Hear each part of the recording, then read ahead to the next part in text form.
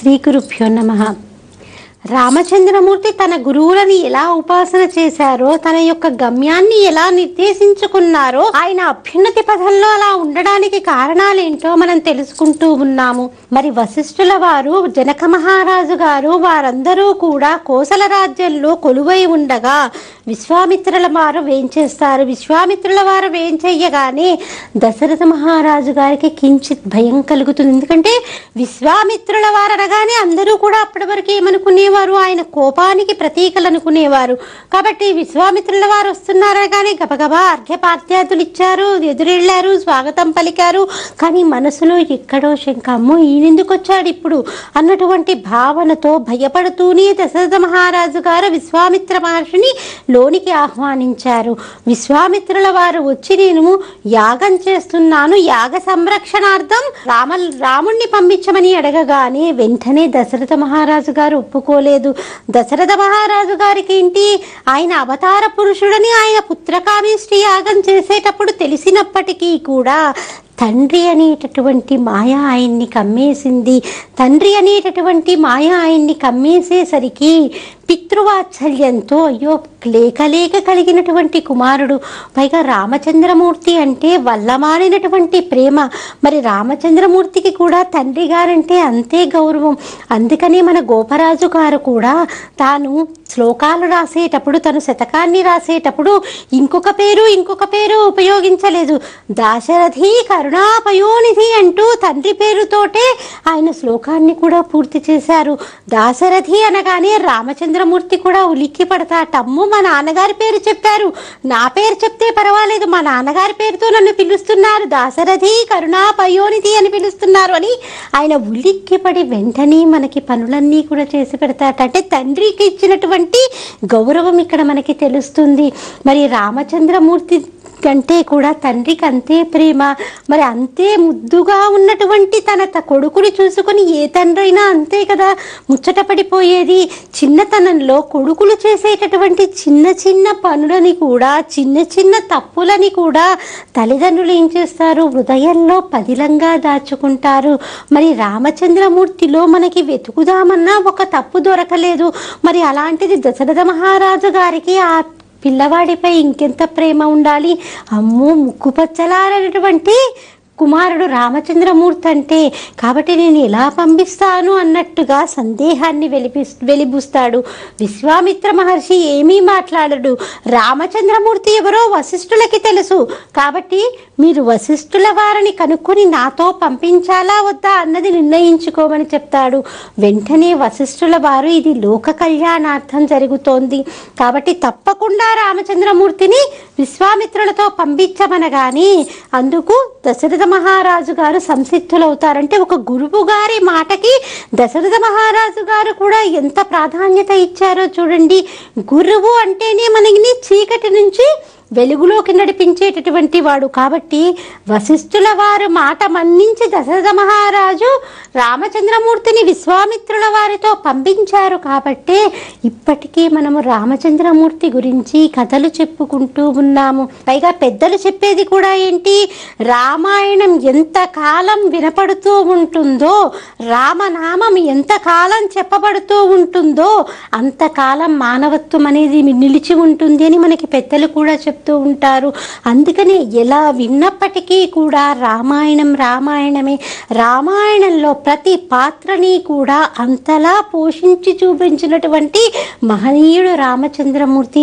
ఒక శిష్యుడిగా ఉంటూ అంత రాజారాముడైనప్పటికీ కూడా ఎలా ఒదిగి ఉండాలో అన్నటువంటి విషయాన్ని తెలియచేశాడు. మరి ఆయన రాజారాముడు విశ్వామిత్రుల వారితో వెళ్ళిపోనగానే, నేను రాజుని కదా, నేను యువరాజుని కాబట్టి నేను ముందు వెళ్ళిపోతాను, మహర్షి నా వెనుక వస్తారనుకోలేదు. శాస్త్రం ఏం చెప్తుంది, మార్గాన్ని చూపించేవాడు గురువు గారు. కాబట్టి గురువు ముందు నడవాలి, వెనకాల శిష్యుడు నడవాలి. అలాగే రామచంద్రమూర్తి కూడా గురువు ముందు నడుస్తుంటే వెనకాల నడిచాడు. ఇంకా ఎంత దూరం నడవాలి గురువు గారు, మేము ఇక నడవలేము, మేము రాజకుమారులం కదా, మాకు అసలు ఇలా నడవటం అలవాట్లేదు అని పొరపాటున కూడా అనలేదు. అనకుండా గురువు గారు ఎటు తీసుకెళ్తుంటే మనల్ని జ్ఞానం వైపుకి నడిపించేటటువంటి వాడు గురువు గారు కాబట్టి తప్పకుండా ఆయన చూపించేటటువంటి మార్గం సరైనదే అయి ఉంటుందన్నటువంటి నమ్మకంతో విశ్వామిత్రుల వారిని ఆయన అనుసరించాడు. కానీ ఇప్పుడు మనం చేస్తున్నటువంటి తప్పేంటి? గురువులని ఎంతో నమ్మచ్చు. అంటే ఇప్పుడు అలాంటి గురువులు లేరు, అస్త్రశాస్త్రాలు తెలిసినటువంటి గురువులు ఉండి ఉండకపోవచ్చు. కానీ మనకి పాఠ్యాంశాన్ని బోధిస్తున్నటువంటి గురువులు ఒక విషయాన్ని నిక్కచ్చిగా చెప్పినా, లేకపోతే ఒక గురువు మీద విద్యార్థుల అభిమానాన్ని పెంచుకున్నప్పటికీ కూడా, మనం ఏం చేస్తున్నాం తల్లిదండ్రులుగా, ఏముందిలేరా ఆయన జీతం తీసుకుంటున్నాడు కాబట్టి ఆ పాఠాన్ని అలా బోధిస్తున్నాడని తల్లిదండ్రులుగా మనమే ఏం చేస్తున్నాము, ఒక రకంగా గురువుని తూలనాడేటటువంటి ధోరణిని మనం పిల్లలకి అలవాటు చేస్తున్నాం. ఇదేదో ఒక కళాశాల వయసు వచ్చిన తర్వాతే కాదు, పాఠశాలలో చదువుతున్నప్పటి నుంచి పిల్లలు ఏదో తెలియక వాళ్ళ టీచర్ పేరో, వాళ్ళ చిన్నపిల్లలు కాబట్టి వాళ్ళ టీచర్ పేరుని కానీ ఏదైనా తప్పుగా పలికినా, లేక ఇదా ప్రవర్తిస్తోందని చెప్పినా వెంటనే తల్లిదండ్రులుగా మన కర్తవ్యం ఏంటి? తప్పమ్మా, ఇట్లా గురువుని తూలనాడకూడదు, అవి వారి వ్యక్తిగత విషయాలు, మనకెందుకు, నీకు పాఠ్యాంశాన్ని సరిగ్గా బోధిస్తున్నారా లేదా అన్నదే నువ్వు గమనించాలి, కానీ నీకు మిగతా వ్యక్తిగత విషయాలతో నీకు పని లేదు అని పిల్లల్ని మనం కనుక చిన్నతనంలోనే ఖండించామనుకోండి, గురువుల మీద భక్తి వారికి పెరిగే అవకాశం ఉంటుంది. లేక మనం ఏం చేస్తున్నా, భలే చెప్పావమ్మా, నాకు కూడా ఇలాంటి ఆలోచనలు రాలేదే అంటూ మనం ఏం చేస్తున్నాం, పిల్లల్ని ప్రోత్సహిస్తున్నాం. గురువుని దూషించేటటువంటి విధానాన్ని మనం ఒక రకంగా ప్రోత్సహిస్తున్నామని చెప్పచ్చు. కాబట్టి ఇలాంటివన్నీ కూడా మనము పిల్లలు చిన్నతనం నుంచి మొక్కై వంగనిది మానై వంగదు అన్నటువంటి సామెత మనకు ఉండనే ఉంది. చిన్నతనం నుంచే మనము గురువు గారి మీద భక్తిని ప్రేరేపించాలి. గురువు అంటే మనకి జ్ఞానాన్ని అనుగ్రహించేవారు కాబట్టి వారు చెప్పేటటువంటి విషయాన్ని మనం విని మన జీవితంలో అన్వయించుకోవటానికి ప్రయత్నించాలి. పాఠ్యాంశాన్ని బోధిస్తున్నటువంటి గురువే కదా, ఒక జీతాన్ని తీసుకొని బోధిస్తున్నాడు కదా అని అన్న ధోరణిలో కాకుండా వారు ఎంత కష్టపడితే ఒకరోజు పాఠాన్ని బోధించగలుగుతున్నారు.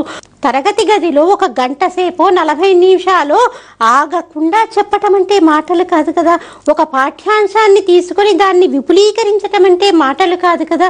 పైగా విద్యార్థులందరూ చక్కగా కూర్చొని వింటూ ఉంటే చెప్పేటటువంటి గురువు గారు ఏం చేస్తారు, కళాశాలలో ఉన్నటువంటి ఉపాధ్యాయులు ఉండొచ్చు, లేక ఇప్పుడు కాలంలో లెక్చరర్ ఉండొచ్చు, వాళ్ళు నుంచొని పాఠ్యాంశాన్ని బోధిస్తుంటారు.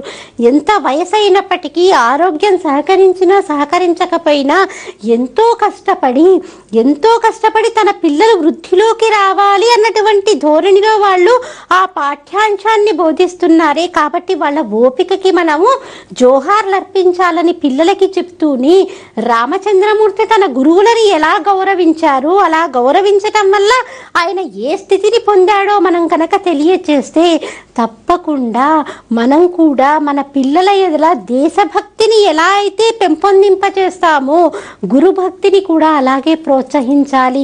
ఎప్పుడైతే గురువు పూజించబడతాడో, గురువు పూజించబడితే అసలు అజ్ఞానం అనేదే లేకుండా అందరం కూడా జ్ఞాన మార్గం వైపుకు వెళ్ళే అవకాశం ఉంది. అంటే ఇక్కడ మనకు ఒక సందేహం కలగవచ్చు, ఇప్పుడు విశ్వామిత్రుల వారు ఉండొచ్చు, వశిష్ఠుల వారు ఉండొచ్చు, వాళ్ళందరూ కూడా తపస్సంపన్నులండి. కాబట్టి అప్పటి కాలం గురువులతో ఇప్పటి వాళ్ళని పోల్చుకోవటం ఎంతవరకు సబబు అన్నటువంటి ఆలోచన మనకి కూడా కలగచ్చు. కాబట్టి గురువులందరూ కూడా తెలుసుకోవలసిందేంటి, మనం ఆవు దగ్గరికి వెళ్ళి పాలు పితకాలనుకోండి, ఆవు దగ్గరికి వెళ్ళి ఆవు నాకు పాలిచ్చేయంటే అదేమీ ఇవ్వదు.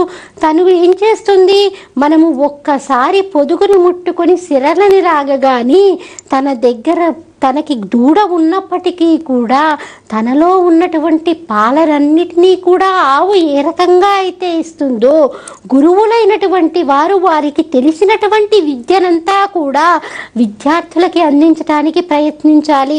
అయ్యో సద్గురువులందరూ ఇలా ఉన్నారే, వారి మార్గంలో మనం కూడా పయనిద్దాం, మనం కూడా వారి యొక్క అడుగుజాడల్లో నడుద్దాం, మనం కూడా వారి బాటలో వెళ్తే మనం ఎంతో మందిని చక్కగా తీర్చిదిద్దవచ్చు అని ఎంతో చక్కటి భావనలతో కనుక గురువులు ఉంటే, మరి మనం మొన్నీ మధ్య కాలం చేసినటువంటి అబ్దుల్ కలాం గారు కూడా ఒకానొక సందర్భంలో ఆయనకి సన్మానం జరుగుతున్నప్పుడు వారు గురువు గారు కూడా అదే సన్మాన సభకి వస్తే వెంటనే ఆయన ఏం చేశారు, ఆయనని సన్మానిస్తున్నటువంటి సభలోకి వారి గురువు గారిని వేదిక మీదికి తీసుకొని వచ్చి ముందుగా వారి గురువు గారిని సన్మానించిన తర్వాత ఆయనకి పాదాభివందనం చేసి ఆయన తర్వాత తన యొక్క సన్మాన సభని పూర్తి చేశారంటే గురువుని ఏ రకంగా సన్మానించాలి, గురువు గారికి ఎంత ప్రాధాన్యత ఇవ్వాలి అన్నటువంటి విషయాన్ని తెలియజేశారు. కాబట్టి గురువులు కూడా సద్గురువులై ఉండి ఓహో మనం ఈ మార్గంలో వెళ్ళాలి, అలా భీష్మాచార్యుల వారు, ద్రోణాచార్యుల వారు, వశిష్ఠుల వారు, విశ్వామిత్రుల వారు వారు అస్త్రశాస్త్రాలను నేర్పి ఉండవచ్చు. ఇప్పుడు కూడా మన చేతిలో ఒక భౌతిక శాస్త్రం బోధించే వారై ఉండొచ్చు, ఒక ఆర్థిక శాస్త్రానికి సంబంధించినటువంటి వారై ఉండొచ్చు. ఏ శాస్త్రాన్ని బోధించేటటువంటి గురువు గారు అదే శాస్త్రాన్ని పిల్లలకి తన దగ్గర ఏదీ మిగుల్చుకోకుండా తన యొక్క జ్ఞానాన్నంతా కూడా పిల్లలకి అందచేస్తే ఎందుకు విద్యార్థులు ఆ గురువు గారి మీద ప్రేమాభిమానాన్ని పెంచుకోరు నాకు చెప్పండి. తప్పు ఇద్దరిలోనూ ఉంది, ఇటు గురువు గారులలోనూ ఉంది, విద్యార్థుల్లోనూ ఉంది నేటి సమాజంలో. కాబట్టి ఇద్దరూ కూడా రామాయణ, భారత, భాగవతాది కథలను చదివితే అంతటి కృష్ణ పరమాత్మ కూడా తన యొక్క గురువుని సేవించుకోలేదా? కాబట్టి మనం ఇలాంటి పురాణ గాథలు విద్యార్థులే కాదు తెలియనటువంటి గురువులు కూడా నేర్చుకోవాలి. నన్ను మన్నించాలి, గురువులు అధ్యాపకులందరూ కూడా గురువులు కూడా నేర్చుకుంటే కనుక అధ్యాపకుడు అంటే ఏంటి, ఒక కళాశాలలో బోధించేటప్పుడు ఎలాంటి పద్ధతిలో ఉండాలి, విద్యార్థులై ఉండొచ్చు ప్రతి ఒక్కరూ కూడా ఆడైనా మొగైనా విద్యని అర్చించడానికి వచ్చారు కాబట్టి వాళ్ళందరూ కూడా విద్యార్థులే. కాబట్టి నేను సరైనటువంటి మార్గంలో ఒక గురువు గారి స్థానంలోనే ఉండి ఇక ఎటువంటి వైషమ్యాలకి కానీ వేరే ఆలోచనలకి కానీ తావు లేకుండా నేను వారికి నాకు తెలిసినటువంటి విద్యనంతా కూడా నేను అందించగలుగుతానని కనుక వారు అనుకుంటే ప్రతి ఒక్కరూ కూడా ఒక విశ్వామిత్రులు అవుతారు, ప్రతి ఒక్కరూ కూడా ఒక వశిష్ఠ మహర్షి అవుతారు.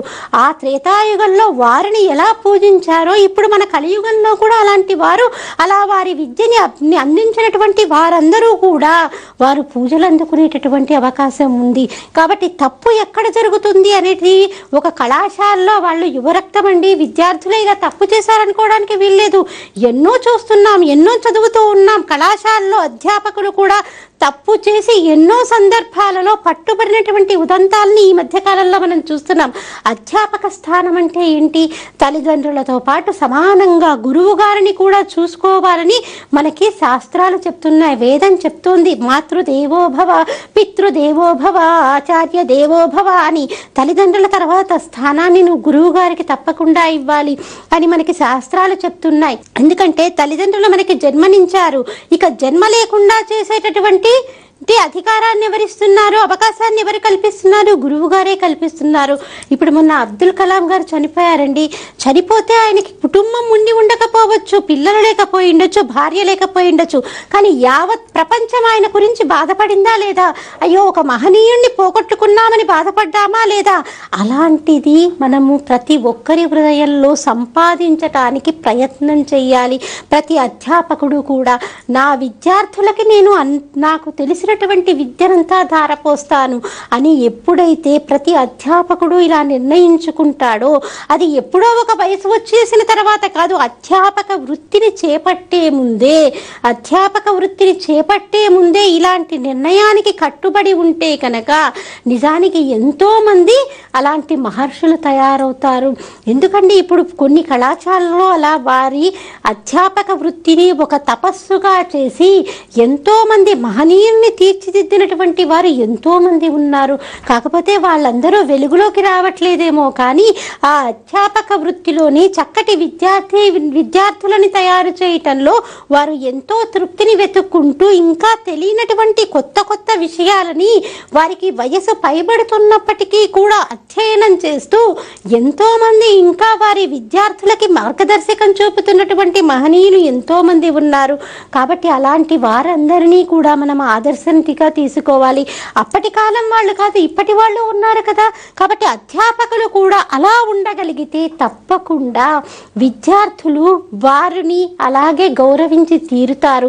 తప్పు ఇద్దరిలోనే ఉంది కాబట్టి సమాజంలో ఈ ఇద్దరి మధ్య కూడా మనం చక్కటి సహోద్యతని కనుక కుదిరిస్తే తప్పకుండా చక్కటి సమాజం తయారవుతుంది. మరి రామచంద్రమూర్తి తనకి తెలియనటువంటి ప్రతి విషయాన్ని కూడా విశ్వామిత్ర మహర్షితో వెళ్ళేటప్పుడు అడిగి తెలుసుకున్నాడు. మరి తాటకిని సంహరించేటప్పుడు విశ్వామిత్ర మహర్షి తను ఎక్కడైతే యాగం చేస్తున్నాడో అక్కడికి ఆ ప్రదేశానికి తీసుకెళ్లేబోయే ముందు కొన్ని కిలోమీటర్లు నడిచిన తర్వాత మరి వాళ్ళిద్దరూ కూడా రామలక్ష్మణులు ఇద్దరూ కూడా చాలా చిన్నవాళ్ళు. అంత చిన్నవాళ్లే, రాజకుమారులే, వాళ్ళకి కాళ్ళు నొప్పులేవా, అయినా కూడా పల్లెత్తు మాట మాట్లాడలేదు. అన్నదమ్ములు ఇద్దరూ కూడా మాట్లాడకుండా ఉండేసరికి మరి గురువుకు తెలుసు ఎప్పుడు తన విద్యార్థులకి ఏమి అందచేయాలో, ఎప్పుడు అందచేస్తే వారు అభ్యున్నతిని పొందుతారో గురువుకి తెలుసు. అందుకని కొంత దూరం వెళ్ళిన తర్వాత విశ్వామిత్ర మహర్షి రామచంద్రమూర్తితో, రామా నువ్వు ఒక్కసారి ఆచమనం చేస్తే నేను బల అతిబల అనేటటువంటి విద్యలను నేర్పిస్తారని చెప్పాడు. ఇక్కడ ఆచమనం చేయి అంటే గురువు గారు ఏం చేస్తారు, ఎలా ప్రవర్తించాలో, ఏం చెయ్యాలో చెప్తూ ఉంటారు. ఆచమనం చేయటం అంటే ఏంటి? ఆచమనం చేయడం అంటే బ్యాస్పెట్లు వేసుకొని మనం ఒక ఉద్ధరణిలో ఉన్నటువంటి తీర్థాన్ని 3 సార్లు మన చేతిలో తీసుకోవటం కాదు. పరమాచార్య వారు చేసేవారు ఆచమనం. గొంతుక కూర్చుని మన యొక్క 2 చేతులని మన యొక్క కాళ్ళల్లో నుంచి బయటికి తీసుకువచ్చి మనం ఎడమ చేతితో తీర్థాన్ని కుడి చేతిలో వేసుకొని 3 సార్లు మనము స్వీకరించాల్సి ఉంటుంది అమృత మార్గం ద్వారా. అలా స్వీకరిస్తే ఏదైనా అంటే దేహానికి అయి ఉండొచ్చు, మనసుకు అయి ఉండొచ్చు, ఏదైనా కానీ నీ తప్పు అంటే ఏదైనా తొక్కకూడనివి తొక్కినప్పటికీ, లేకపోతే ఏదైనా చూడకూడనటువంటివి చూసినప్పటికీ కూడా అలాంటి దోషాలన్నీ కూడా తొలగిపోతాయి. అందుకని ఏ పని చేసేటప్పుడు, మనం భగవత్ పూజ చేసేటప్పుడు కూడా మనం ఆచమనం చేయటానికి కారణం అదే. కాబట్టి ఆచమనం చెయ్యి రామా అని చెప్పాడు. వెంటనే రామచంద్రమూర్తి ఆచమనం చేయగానే బల అతిబల అనేటటువంటి విద్యల్ని నేర్పించాడు. బల అతిబల విద్యల వల్ల ఏంటి, రామచంద్రమూర్తికి ఎంత యుద్ధం చేస్తున్నప్పటికీ కూడా అలసట అన్నది తెలీదు, అలాగే ఆకలి తెలీదు, దప్పిక తెలీదు. తెలియకుండా ఎంతో ఉత్సాహంగా ఎంతసేపు యుద్ధం చేసినప్పటికీ కూడా తాను అంతే ఉత్సాహంగా యుద్ధం చేయగలుగుతాడు. ఉదయం మొదలుపెట్టినటువంటి యుద్ధం రాత్రికి సమాప్తమైనప్పటికీ కూడా ఉదయం ఎంత ఉత్సాహంగా అయినా యుద్ధం చేశాడో రాత్రికి సమాప్తం చేసేటప్పుడు కూడా అంతే ఉత్సాహంగా ఉంటాడు. మరి రామచంద్రమూర్తి తన గురువు గారిని ఏమన్నా అడిగాడా? నాకు ఈ విద్యను నేర్పించమని అడగలేదు. కానీ గురువు గారికి తెలుసు ఎప్పుడు ఏ విద్య అందచేస్తే విద్యార్థి అభ్యున్నతిని పొందుతాడో విశ్వామిత్రుడికి తెలుసు. కాబట్టి విశ్వామిత్ర మహర్షి రామచంద్రమూర్తికి ఆ విద్యని అభ్యసించాడు. మరి అది అన్నీ బల అతిబల విద్యను నేర్పించిన తర్వాత ఇంకొంత దూరం వెళ్ళిన తర్వాత మరి పిల్లలు మరి వారికి నిద్ర వస్తుంది కదా. కొంత దూరం వెళ్ళిన తర్వాత విశ్వామిత్ర మహర్షి ఇంకా విశ్రమిద్దాం ఇక్కడ అనగానే, మేము రాజకుమారులము, మేము ఇలా నేల మీద రాళ్లలోనూ పడుకోలేం, మాకు హంసతూలిక తల్పాలే కావాలని వాళ్ళు అడగలేదు. విశ్వామిత్ర మహర్షి ఎక్కడ పడుకున్నాడో గురువు గారికి దగ్గరలోనే వారు కూడా పడుకున్నారు. గురువు గారు వెంట ఉంటేనే మనకు ధైర్యము. గురువు అన్నవాడు ఉన్నాడు కాబట్టి ఇక మనకి భయం ఏంటి? హంసతూలిక తల్పమైన పల్లేరు కాయలతో ఉన్నటువంటి తల్పమైన ఒకటే. ఎందుకు? మాకు గురువు గారు ఉన్నారని. ఒకానొక సందర్భంలో ఒక గురువు గారితో వెనకాల శిష్య బృందం వెళ్తోంది. శిష్య బృందం వెళ్తుంటే అందులో ఒక శిష్యుడికి చాలా భయం వేసింది. చాలా భయం వేసి, అమ్మో గురువు గారు నాకు భయం వేసేస్తుంది, ఏ క్షణంలో ఏ ఉపద్రవం ముంచుకొస్తుందో అనేసి భయం వేస్తుందంటే వెంటనే ఆ గురువు గారు ఒక మాట అన్నారు, నిన్ను కొట్టాలంటే ముందు నన్ను కొట్టాలి, నన్ను కొట్టేటటువంటి శక్తి వారికి లేదు, కాబట్టి నువ్వేమీ భయపడకొన్నారంటే, ఎప్పుడైతే మనము గురువు యొక్క పాదాలని మనం వినమ్రంగా పట్టుకుంటామో, గురువు గారి యొక్క పాదాలని మనం విడవకుండా పట్టుకుంటామో తప్పకుండా గురువు యొక్క పాదుకలు మనల్ని రక్షించి తీరుతాయి. అందుకని గురువు గారికి అంటే పీఠాధిపతులకి పాదుక పూజ ఉండటానికి కారణం అదే. ఇప్పుడు శృంగగిరి పీఠాధిపతులు ఉండొచ్చు, కంచి కామకోటి పీఠాధిపతులు ఉండొచ్చు, వారి పాదుకలకి మనం పూజ ఎందుకు చేస్తున్నాము? వారి పాదుకలని ఒక్కసారి పట్టుకోవటం వల్ల, ఒక్కసారి వారి పాదుకలకి మనం పూజించటం వల్ల మనలో ఉన్నటువంటి అజ్ఞానాంధకారాన్ని తొలగించి మనలో ఉన్నటువంటి భయాలని తొలగించగలిగినటువంటి శక్తి ఆ పాదుకలకు ఉంటుంది. ఎందుకు? వారు అవి వేసుకుని నడయారు కాబట్టి, వారు అవి వేసుకొని నడిచారు కాబట్టి వారి శక్తి కొంత అందులో ఉంటుంది కాబట్టి మనం ఆ పాదుకా పూజ చేస్తాము. కాబట్టి ఈ పాదుకా పూజ చేయటం, గురువు గారిని అనుసరించటం, గురువు గారికి ఎప్పుడూ కూడా వినయంతో నమస్కరించటం. ఇప్పుడు రామచంద్రమూర్తికి ఏంటండి, ఆయన దశరథ మహారాజు గారి యొక్క పెద్ద కుమారుడు, మరి ఒక కౌసల రాజ్యానికి అంతటికీ కూడా యువరాజు. మరి ఆయన ఎంత గర్వంగా ఉండాలి, ఎంత అట్టహాసంగా ఉండాలి. ఒక గురువు గారు పిలిస్తే, గురువు గారు నేను మీతో నడిచి రాలేనండి, నేను రథంలోనే వస్తాను అన్నా కానీ విశ్వామిత్రుల వారు ఏమీ అనేవారు కాదేమో. కానీ విద్యార్థికి వినయం అనేది చాలా ముఖ్యము. విద్యని అర్జించటానికి వచ్చినటువంటి వారికి ఏ స్థాయిలో ఉన్న వాళ్ళైనా ఉండొచ్చు, తండ్రి ఏ స్థాయిలో ఉన్న వాళ్ళైనప్పటికీ కూడా తప్పకుండా విద్యార్థికి ఉండాల్సినటువంటి లక్షణం ఏంటి? వినయము. వినయ సంపద ఎక్కడైతే ఉంటుందో అక్కడికి వారికి తెలియకుండానే విద్య అంతా కూడా వారిని అంటిపెట్టుకుని ఉంటుంది. మిగతా సంపదలన్నీ కూడా వారిని అంటిపెట్టుకుని ఉంటాయి. కాబట్టి మనకి శంకర భగవత్పాదుల వారు కూడా అవినయం అపనయ విష్ణు అంటూ షట్పది శ్లోకాన్ని ఇవ్వడానికి కారణం అదే. మనం వినయాన్ని నేర్చుకోవాలి. ముందు గురువు ముందు ఎప్పుడు మాట్లాడినప్పటికీ కూడా అది మనకి తరగతిలో బోధించే గురువు అయి ఉండొచ్చు, లేకపోతే మంత్రోపదేశం చేసేటటువంటి గురువు అయి ఉండొచ్చు. మన గురువు గారితో మనము ఎప్పుడు మాట్లాడినా మనకు అసలు ఏదీ తెలియదు అన్నటువంటి భావనతోటే గురువు గారు చెప్పేటటువంటి విషయాలనే మనం వినడానికి ప్రయత్నించాలి. కానీ మనకి తెలిసినటువంటి విషయాలని, తెలియనటువంటి విషయాన్ని చెప్పటానికి ప్రయత్నించకూడదు. అలాగే ప్రతి ఒక్కరిని కూడా ఇప్పుడు మామూలుగా ప్రతి ఒక్కరిని స్నేహితుడిని కూడా మనం ఏం గురువు అనడం అలవాటైపోయింది. అలా సంబోధించటం కానీ చేయకూడదు. ఎందుకంటే ఇప్పుడు మన గురువు యొక్క విశిష్టత తెలిసింది, గురువు అని ఎవరిని అనాలో మనకి తెలిసింది. కాబట్టి అలాంటప్పుడు నువ్వు స్నేహితుల్ని ప్రతి ఒక్కరిని ఏం గురువు అని ఎలా అనగలుగుతావు? కాబట్టి ఇలాంటివన్నీ కూడా మనకి తెలియాలంటే మనం ఏం చేయాలి? రామాయణం, రాముడు ఎలా నడయాడాడు, లేకపోతే భారతంలో ధర్మరాజాదులు వారి గురువుల్ని ఎలా సేవించారు, భాగవతంలో కృష్ణ పరమాత్మ ఆయన గురువుని ఎలా సేవించాడు అన్నటువంటి విషయాలని కనుక మనం తెలుసుకుంటే తప్పకుండా మనందరిలో కూడా వినయం దానంతట అదే వస్తుంది. నేనెంత మాత్రపు వాళ్ళను, గురువు గారి ముందు నేనెంత అన్నటువంటి భావన ఎప్పుడైతే నీలో కలుగుతుందో తప్పకుండా ఒక మెట్టు నువ్వు పైకెక్కినట్టుగానే లెక్క. వినయం అనేది ఉంటే, వినయం అనేది సంపదగా చెప్పడానికి కారణం ఏంటి? వినయం ఎక్కడైతే ఉంటుందో మిగతా అన్ని విషయాలు కూడా వాటంతట అవే వారికి మనకి దగ్గరగా వస్తాయి. కాబట్టి వినయ సంపద అన్నది విద్యార్థులందరికీ కూడా చాలా ముఖ్యము. ప్రతి చిన్న విషయానికి కూడా కోపాన్ని తెచ్చుకోవటం, లేకపోతే చిన్న చిన్న విషయాలకు కూడా విచలితులైపోయి అధ్యాపకుల మీదకి దండయాత్రకి వెళ్ళటం, ఇలాంటివన్నీ చేయకుండా అసలు జరిగిన విషయం ఏంటి అన్నటువంటి విషయాన్ని తెలుసుకొని వారు విద్యార్థులు కనుక ముందుకు వేస్తే వారి భవితవ్యం అంతా కూడా బంగారు భవిష్యత్తుగా ఉంటుంది. కాబట్టి ఇలాంటి విద్యార్థులందరూ కూడా ఎప్పుడు ఇలాంటివన్నీ తెలుసుకోగలుగుతారు? అసలు ఈ గురువు అంటే ఎవరు, మనం ఎలా ప్రవర్తించాలి అన్నది తెలిసి వినయం కూడా వారికి తోడైనప్పుడు మటుకే వారు ఇలాంటి విషయాలన్నీ కూడా తెలుసుకోగలుగుతారు. పైగా విద్యార్థులు వారికి తెలియనటువంటి విషయాలని, ఆ పాఠ్యాంశానికి సంబంధించినటువంటి ప్రతి విషయాన్ని కూడా గురువు గారిని అడిగి మరీ తెలుసుకోవాలి. రామచంద్రమూర్తి కూడా తన గురువు గారితో, విశ్వామిత్రుల వారితో వెళ్తూ ఉంటే 2 నదులు కలిసేసరికి వినిపించేటటువంటి పెద్ద ఝరి వినిపించింది. ఝరి వినిపించగానే రామచంద్రమూర్తి ఎటువంటి సంకోచము లేకుండా తన గురువు గారైనటువంటి విశ్వామిత్రుణ్ణి పిలిచి గురువు గారితోటి ఈ శబ్దానికి కారణం ఏంటి, ఇంత పెద్ద శబ్దం ఎందుకు వస్తుంది అని అడగగానే వెంటనే విశ్వామిత్రుల వారు ఎంతో ఆనందంగా, గురువు గారు ఏం కోరుకుంటారు, ఎప్పుడూ కూడా విద్యార్థి కనుక చక్కటి సందేహాన్ని వెలిబుచ్చితే తప్పకుండా ఆ సందేహ నివృత్తి కోసం గురువు సిద్ధంగా ఉంటాడు.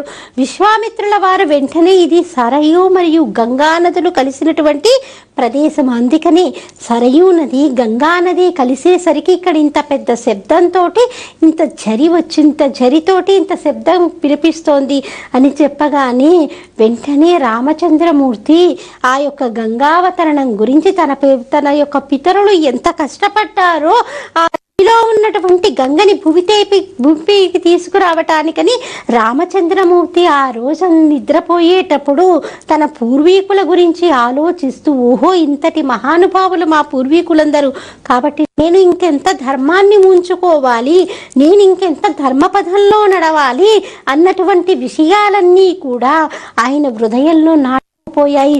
అంటే ఒక రకంగా ఒక శిల్పి ఒక అందమైనటువంటి శిల్పాన్ని ఎలా అయితే చెక్కుతారో అలాగే విశ్వామిత్రుల వారు రామచంద్రమూర్తి పసి హృదయాన్ని తన మాటలు అనేటటువంటి ఉలితోటి ఆ రకంగా చెక్కారు. మరి చూసారా గురువు గారికి ఉన్నటువంటి శక్తి ఎంతటిదో. గురు శక్తి ముందు ఏది కూడా తక్కువే. ఎందుకంటే గురువు గారికి ఆ శక్తి ఉంటుంది. గురువు గారు ముందు నుంచని ఎంతటి ఉపద్రవాన్నైనా కూడా తన యొక్క శిష్యులకి తప్పించగలడు. శిష్యుడికి కూడా విశ్వాసం ఉండాలి. ఒకానొక సమయంలో శంకర భగవత్పాదుల వారికి 4 శిష్యులు ఉన్నారు. 4 శిష్యులు ఉండేవారు. శంకర భగవత్పాదుల వారు ఒక శిష్యుడిని ఆ నది అవతల నుంచి, గంగా నది అవతల వైపు నుంచి ఇవతలకి రమ్మన్నారు. రమ్మంటే మరి అక్కడ ఎటువంటి ఓడలు లేవు, ఎటువంటి ప్రయాణ సాధనాలు లేవు. మిగతా 3 శిష్యులు ఏం చేశారు, అక్కడే కూర్చుండిపోయారు. ఏమీ లేవు కదా, నేను ఎలా వస్తానని. కానీ ఒక శిష్యుడు మటుకు నా గురువు గారు నన్నట్టు రమ్మన్నారు కాబట్టి గురువు మాట మీద గురితోటి ఆ శిష్యుడు ఏం చేశాడు, ఈ వైపు నుంచి ఆ వైపుకు వెళ్ళిపోయాడు. వెళ్ళిపోయేటప్పుడు మరి గురువు గారి మాట మీద ఉన్నటువంటి నమ్మకంతో కదా ఆ శిష్యుడు అటువైపు వెళ్ళిపోయింది. అలా వెళ్ళిపోయేటప్పుడు నీటి పైన పద్మాలు లేచి ఆయనకి మార్గాన్ని చూపించాయి. అందుకనే ఆయన పద్మపాదాచార్యుల వారయ్యారు. కాబట్టి గురువు మాట మీద అంత గురి పెట్టుకోవాలి విద్యార్థులు కూడా. మరి విశ్వామిత్రుల వారి యొక్క మాట మీద అంత గురి పెట్టుకున్నవాడు కాబట్టే రాజారాముడైపోయిన తర్వాత రామచంద్రమూర్తి ప్రజలని అంతలా పరిపాలించగలిగాడు. రామచంద్రమూర్తి తను అవతారమూర్తినని ఎప్పుడూ చెప్పుకోలేదు.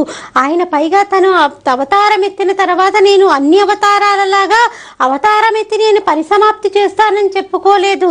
దశ పూర్వేషాం దశాపరేషాం అన్నట్టుగా ఆయన ఏం చేశాడు, నేను 11,000 సంవత్సరాల పాటు నేను ఈ రాజ్యాన్ని పరిపాలిస్తాను, పరిపాలించి అసలు మానవుడి యొక్క మనుగడ ఎలా ఉండాలో నేను తెలియచేస్తాను అంటూ రామచంద్రమూర్తి 11,000 సంవత్సరాలు పరిపాలన చేసి అసలు ధర్మ పరిపాలన అంటే ఏంటి, ఒక రాజారాముడిగా ఉన్నప్పుడు నేను ఎలా పరిపాలించానో ఇప్పటికీ మనము రామరాజ్యం అనే చెప్పుకోవడానికి కలిగినటువంటి కారణాన్ని మనకి అన్వయిస్తూ పరిపాలించి చూపించాడు. అంతటి మహానుభావుడు రామచంద్రమూర్తి ఇలా తయారవ్వడానికి కారణం ఆ యొక్క గురువు యొక్క మాటల వల్లే.